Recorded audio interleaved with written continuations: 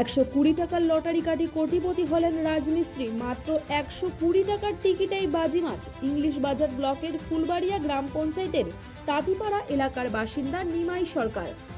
ওমরা রাজমিস্ত্রির কাম করে কোনো মতনে সংসার চালায়। পরিবারত আছে 2 বেটি আরো 1 বেটা।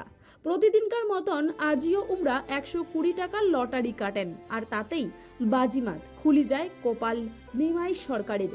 লটারিত 1 কোটি টাকা নাগিসে জানিবার পারি নিমাই সরকার সোজা চলি যান থানাত, সেটা কিনা যায়া দ্বারস্থ হন। নিমাই সরকার জানান, এই টাকা দিয়া উমার বেটা বেটি পড়াশোনা করাবেন, আরো বাড়ি তৈয়ারি করিবেন। লটারিত 1 কোটি টাকার পুরস্কার পাইছে, এটা উমার ভাগ্য। 1 কোটি টাকার পুরস্কার পায়া খুশি নিমাই সরকার আর উমার গোটা পরিবার।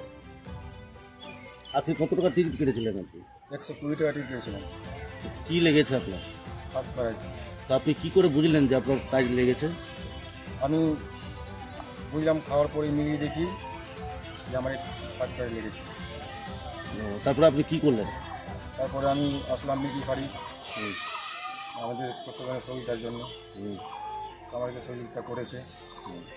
তো আপনি তো দিনেই কোটিপতি হলেন, তো এই টাকাগুলো করবেন কি আপনি? এই টাকাগুলো আমার 2টো মেয়ে আছে, ছেলে আছে, তাদেরকে মানুষকে আয়োজন করে। আপনার নাম? নিমাই সরকার, বাড়ি? তাঁতিপাড়া।